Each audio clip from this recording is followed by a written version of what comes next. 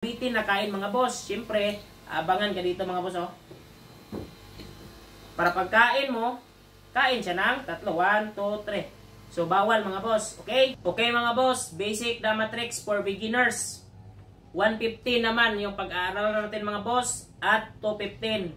So, para po ito sa mga baguhan at mahilig sa larong dama. Kung master ka na at magaling ka na sa larong ito, manood ka na lang. Okay? So, kapag tumira ng 215 yung kalaban mga boss, pwedeng 5-1, pwede rin 6-1. Pero ang popular na counter mga boss is 5-1. Tandaan nyo yan ha. So 6-2 naman yung kalaban. Dito tayo sa 214. So naka-bookline po ito mga boss. Pag 313 niya mga boss, dito lang tayo sa 7-2. So ang option na niya dito mga boss is mag 7-3. So dito mga boss, dalawa yung magandang tira. 10-5 na bookline at 12-7. Bookline din mga boss. So dito muna tayo sa 10-5. Pag 10-5 niya mga boss, magpapakain siya dito.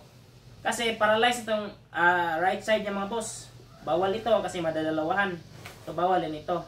So dito na lang talaga nakapokus yung pula mga boss. Pakain siya. So ang tamang tira atras mga boss ha. Tandaan nyo yan. So halimbawa lang.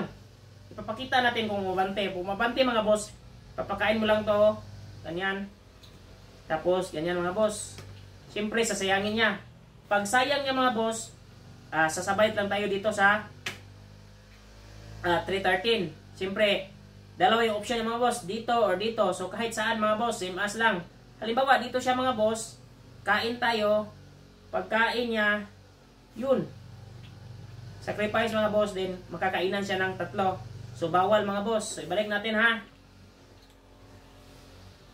So, kanina, talo siya dito mga boss. Paano naman kung dito muna siya kakain sa 814? So, ganun pa rin mga boss. Sasabay ka rin dito sa 416. Diba? Same as lang kanina. Kung dito siya kumain, halimbawa, kung dito naman siya mga boss, ipapakain mo itong 1416. Pagkain niya, makakainan ng 3. So, malulugi siya mga boss. Balik natin. So, paano naman kung ito, 15-3? So, ang gagawin mo mga boss, huwag kang atras. Abanti ka lang. Para pagkain niya, same as pa rin mga boss, di ba? Ganyan, kain tayo ng 3. So, bilangin natin mga boss. 1, 2, 3, 4, 5. 1, 2, 3, 4, 5, 6. So, lamang tayo ng isa. So, winning na ang yellow mga boss. Okay? Balik natin mga boss ha. 115, 215, 51. Pag 6-2 niya mga boss, 214. 313 siya, 7-2, 7-3, 10-5. So, tandaan niyo yan. Pagkain niya mga boss, kanina talo siya dito. Kaya dito naman.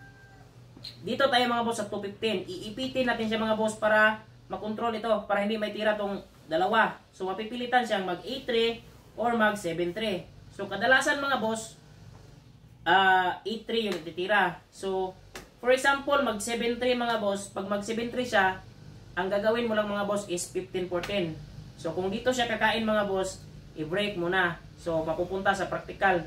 So diskarte na mga boss. So, kapag dito naman siya kakain mga boss, kain ka dalawa, cover siya, so ma-break pa rin, okay pa rin yan, tablahan pa rin. So, pero ang kadalasang tira mga boss ng mga marurunong isang 8-3. Tapos, dito tayo mga boss sa 416. Dito siya papasok sa 313, dito ka naman ngayon. Titira siya mga boss sa 7-3. Sa ganyang posisyon mga boss, kung medyo beginners ka, titirahin mo talaga siya dito. Pero maling tira po ang 16-14 mga boss. So, bakit ba? Kasi pag pinakain mo yan, kain ka dalawa, may nakabitin na kain mga boss. Siyempre, abangan ka dito mga boss. Oh. Para pagkain mo, kain siya ng 3. 1, 2, 3. So, bawal mga boss. Okay? So, sa ganitong posisyon mga boss, huwag mong itira ang 16-14. So, dapat 9-5 lang ang tamang tira. Para pagpakain niya sa 2-14 mga boss, aatras siya. So, ito po ay 10 lamang mga boss ng varisyon. So, hindi ko po masabi na ganito talaga yung ititira ng kalaban, pero magagamit talaga ang tricks na ito mga boss. So dito ka naman ngayon sa 14-15. Dito siya mga boss sa 4-16 para sayangin niya ito. So ang depensa mo naman is 3-13. So dito siya mga boss sa 10-6. Sasayangin na naman ito mga boss. So tira ka lang sa 4-16. So sinayang niya mga boss. So kung normal lang na analysis mga boss, titira ka talaga ng 12-7 or 11-7. Para pagkain niya, pwede mong sayangin. Pero dito pa lang mga boss, meron ka ng trick shot na magagawa. So medyo may kalaliman din mga boss. So kung beginners ka, mahirapan ka talagang makita yung trick shot dito mga boss. Ito lang sa 5-4. Para pagkain niya, sacrifice pa. Grabe no? Dalawang beses nag-sacrifice. Tapos ipapakain mo itong 15-14. Kain dalawa. Kain ka rin ang dalawa. So pagkain niya mga boss, padamahin mo. Pagdama niya, patayin mo yung dama.